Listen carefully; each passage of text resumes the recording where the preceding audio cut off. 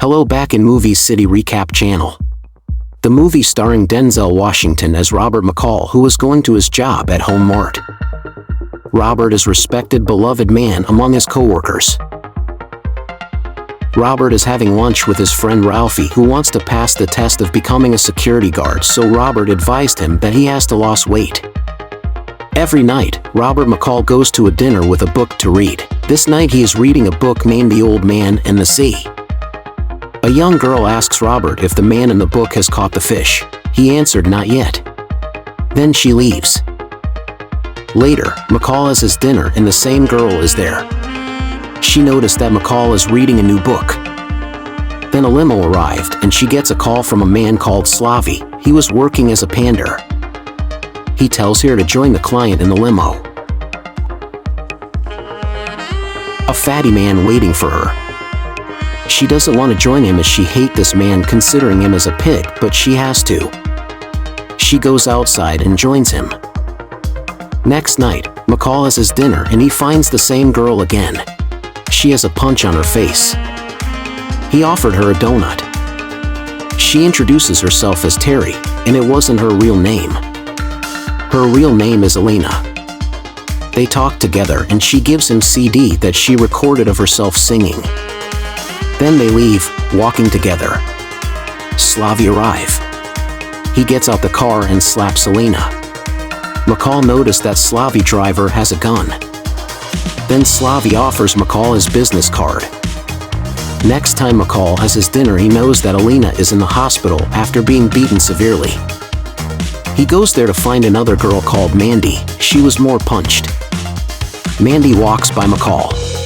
McCall asks her about Alina. She tells him that Slavy hit Alina. Mandy says that Slavy threw battery acid in a girl's face and threatened other girls. McCall checks Slavy business card. He goes to Slavy place. McCall enters to Slavy and his men place and offered Slavy $9,800 to set Alina free. Slavy and his men laughed at McCall. He takes the money back and walks out. Then he stopped and locked the door. He takes a look at the men and their weapons, then he sets his stopwatch. One of the men is about to attack McCall, but he fights him, causing to shoot Slavy in the throat. He then hits the man in the eye. He stabs another man, then he gets a corkscrew, hits Slavy driver several times, finishing him off. McCall watches Slavy as he slowly die. Later, a Russian mobster named Teddy arrives to Boston to find out the killer. He collaborates with a gathering of degenerate policemen to acquire leads. McCall at his work notices absence of Ralphie. He's told that Ralphie quit the job. McCall visits Ralphie's mother at her restaurant. He finds Ralphie there helping his mother after a fire broke out, supposedly by accident. Teddy is taken by one of the crooked cops, Frank Masters, to a gangster named John Looney to continue his search for the killer. As he was suspecting that the killer is one of the rival gangs, John insults Teddy and all the Russians. In response, Teddy fights, beating him in the face until he goes unconscious while Frank kills John's men. There was other two dirty cops, Remar and Peterson, eating at Ralphie's mother's restaurant. They blackmail her for security cash and they give her 1 week from now. If the cash is not on time, there will be another accident. McCall finds them outside the restaurant and says he might want to report a crime. They dismiss him and advise him to call 911. McCall plays a video he took for them blackmailing a store clerk, during which they confess lighting the fire at the restaurant. McCall lets them know that they can either give the cash back or the video will raise in the news stations. The police hold him at gunpoint, yet McCall rapidly beats them both. They go along and later return the cash to Ralphie's mom. McCall was playing baseball with his coworkers while Ralphie comes in a security guard uniform. He passed his test successfully. Later, Robert goes to see Jenny, a cashier, for a refund, and there, he noticed that Jenny is dealing with a man silently. It was a robbery. McCall comes over and gives him the money, and he observes several details of the man. McCall was calm and doesn't make a move as he saw kids enter the store with their mother. He follows the man outside and checks the plates on his car. The police learns McCall that this man is responsible for a robbery series. McCall deal with this, and the next day, Jenny finds her things is back. Teddy gets some information about McCall, and it wasn't indicate any relation between McCall and Slavy's death. One of Teddy's men tries to catch McCall at the dinner. McCall realizes the man is planning something sinister, and he asks him if they're waiting for anyone else. The man takes out a gun and begins to stroll over to him. A truck pulls up by the restaurant, making Teddy and his men unable to see McCall. McCall then killed the man. At that point, he switches off the lights by putting a blade in an outlet.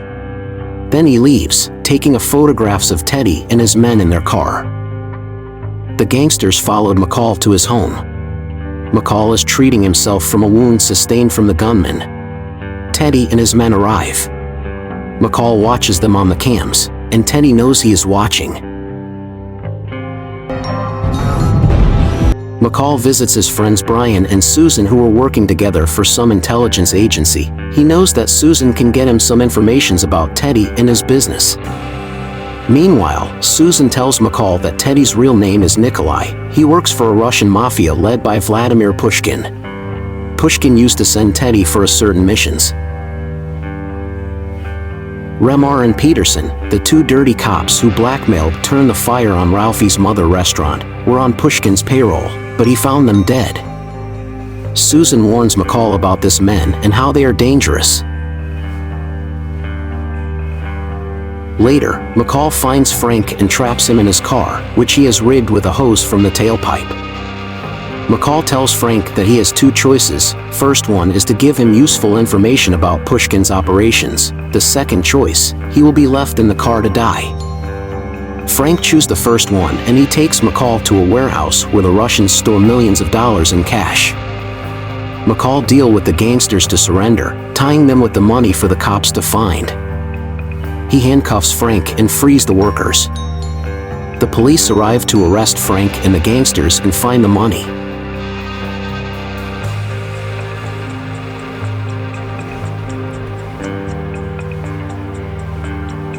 McCall goes to Frank's safety deposit box. He retrieves some money, passports, and a USB containing more information about Pushkin's operations and payroll list, including cops, deputies, politicians. McCall sends the information to the detective in charge. Then he finds one of Pushkin's oil tankers. He blows it along with several trucks and cars.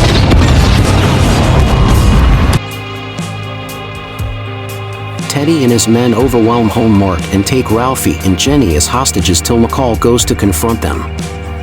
They tracked his phone to await his arrival. McCall doesn't appear yet, so they almost execute one of McCall's co-workers, until intercom sound is played. The gangsters walk out and here the action begins. McCall start fighting and killing them. Ralphie joined to help McCall, then he gets a shot. McCall assists Ralphie in getting away, then he is left with Teddy. The blast sets off the sprinklers. McCall gets a gun and shoots Teddy repeatedly till death.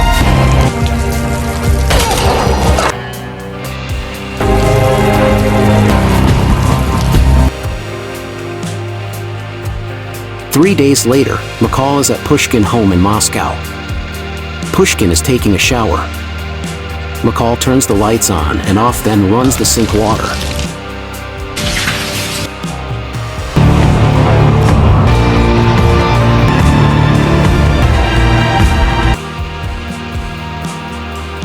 McCall returns back to Boston and he meets Alina, who becomes getting well. She tells him that she starts a new life getting a new job. She thanks him for what he did, then she leaves. Next night, McCall has his dinner. He receives a message asking for help and he replies, yes. And here it is, the end of the movie. Your support and subscription is appreciated.